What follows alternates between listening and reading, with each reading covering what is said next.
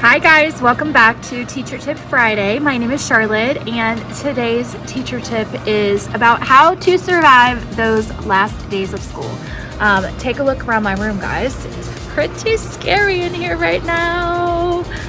I am packing up my classroom this year to move to a new building because ours is being renovated, and it is a huge job because I teach science and there is a lot of stuff in here. So I am excited to have a new classroom, but there's just so much going on right now. We had our end of grade testing today.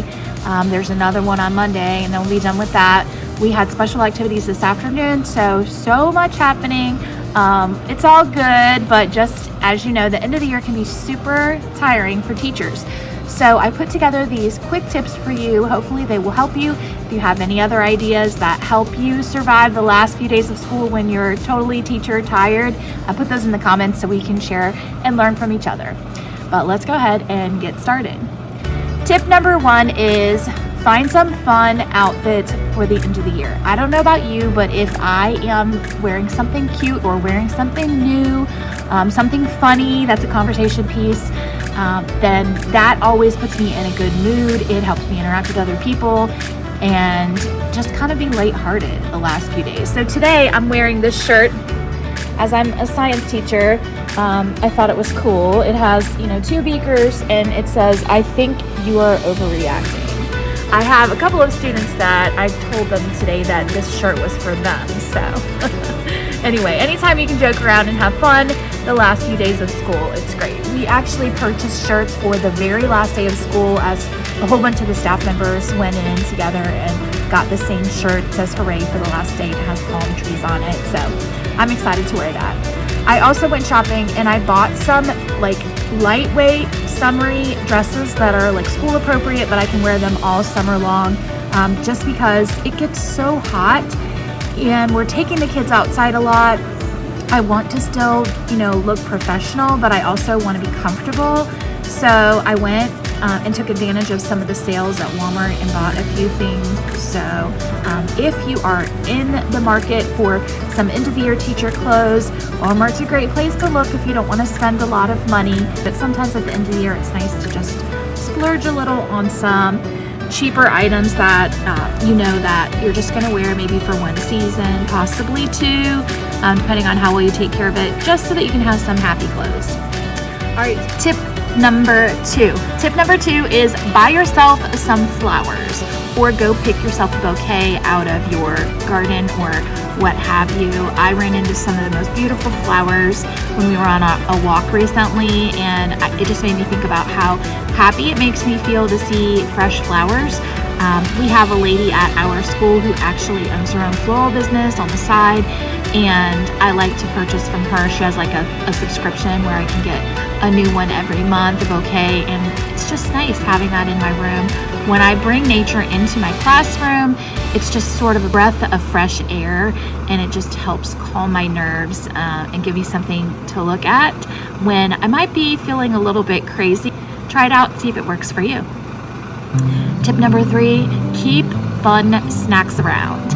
I can't tell you how happy it makes me when I am having a long, hard day and I can reach into my teacher stash and pull out chocolate. One of my favorites is Reese's. I love them. They're like chocolate caramels, and they have actual chocolate coating on them.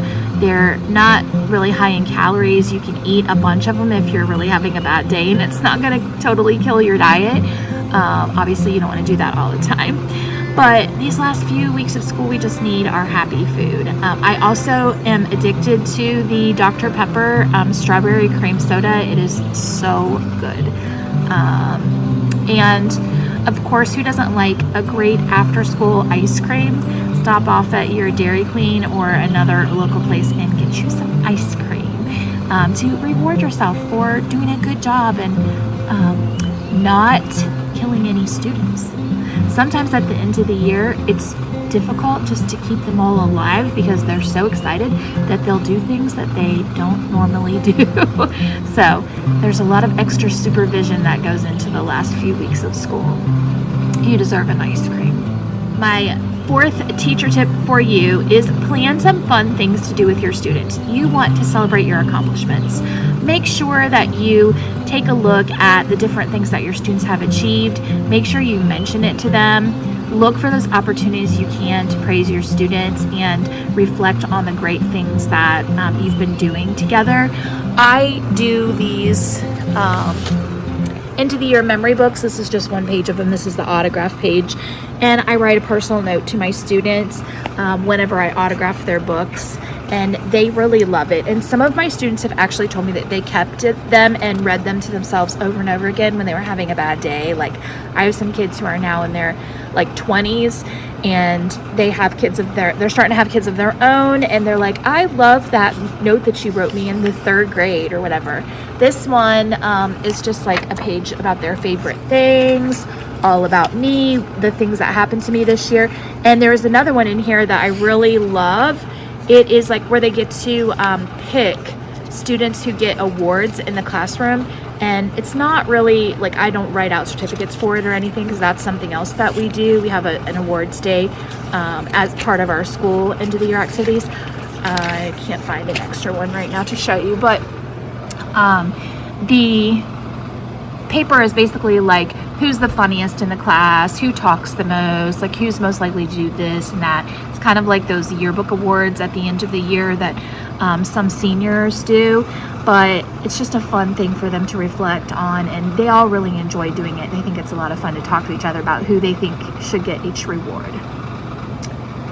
Okay, the other thing that I let my students do this year was I found online a suggestion of letting your students sign your windows, and don't freak out, because I know some schools might have different rules about this, but you can buy those like wipe off markers and that are safe, like on glass and anything like that. You can write on the windows, and as long as you don't leave it there like all summer long, you could leave it there for a week or two and it'll easily just wipe off with warm soapy water. So our students have a unique situation because they're moving out of this building into the elementary building, which our middle schoolers are like, we have to move back to the elementary, but it's a temporary thing, I think. I don't know, we'll see what happens in the future, but if we grow, they probably would have to move us back out again. But they're doing some work on this building. It's a really old building, and it just needs so many things done, and it's just going to be like a mess while they're working on it. And so they're moving us to keep everybody together and to put us in nice rooms while we're kind of waiting, that process out. Also, we have small numbers right now, so we can all fit, but the kids are like, we're leaving our middle school building and we're going back to the elementary school. So to make it like kind of a commemoration for the students of the time they spent here, I thought it was cool to let them sign my windows of my science lab. So we did that. Of course, I had to talk to a few kids about like, no, you need to erase that. You need to erase that. And like, if the principal walks in here and reads what you wrote, it should be okay. And if it's not, then we need to get rid of it. So, if you have like older kids, middle school, high school, you do have to set some guidelines, but my kids enjoyed doing the signing of the windows. Also today, I'm probably going to get a little bit of a sunburn here because we were outside for the last few hours of the day. We did kind of like, it wasn't really field day, but it was sort of like field day type activities. We had cornhole going. I got a whole bunch of sidewalk chalk, showed that to you in a previous video, but I let the students, decorate the sidewalks till it be like, happy summer, happy last days of school, whatever, and draw pictures and things. And then we had like a giant yard Jenga going, and we had a water balloon toss, not a water balloon fight. Of course, it always ends up in a fight in the end. And then while we were doing that, we had the greenhouse open because we were using the water to fill the water balloons. And I was like, okay, this is the perfect time for me to have some students do the dishes for my science lab because it was something that needed done. So we went ahead and pulled the dishes and did those. So yeah, so those are all done. But anyway, we were outside for a few hours today doing that, and it was super fun. And then next week we have some more like rooms going on. Like after our testing, one room's going to be a movie, another room is going to be board games, another room is going to be bunko. I'm doing bunko in my room. I like to do it. The kids don't really do it otherwise, but they have fun doing it the last day of school, so some of them remember doing it. So yeah, I'm getting a text message. I should have turned my notifications off. All right, also make sure that you do some things for you. I know that these last few days can be super stressful. Make sure that you're eating well, feeding your body well, make sure that you are getting enough rest. Make sure that you're doing some things to like de-stress and calm yourself. I love to go on walks in the woods, and Joe and I took the dog and went on a walk at the wildlife refuge last weekend, and it was just so peaceful. Looking at the water and the greenery, it just really like, centered me and calmed me down. And you just need moments like that, consistent moments like that you plan for yourself in the last few weeks when it's so crazy busy. And lastly, I would say make sure that you plan some fun things for the summer. I sat down and did a little life admin a few days ago and just kind of plotted out my calendar. I started a new course, a graduate course, because I'm finishing up my principal licensure, and I wrote down all of my assignments when they're due and kind of looked at when I needed to work on them. But also I just started looking at my calendar for the summer. What are some of my bucket list items for the summer? What do I want to make sure that I have fun doing? And when can we go camping? That's something that Joe and I like to do.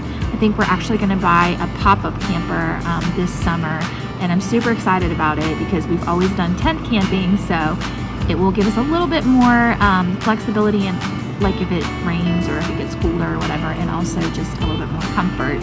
So I'm looking forward to that. So plan some things that you can look forward to for the summer, and make some goals for yourself for the summer and even into the new school year. Those are my tips for surviving the last few weeks of school. As always, don't forget to work hard, be kind, and amazing things.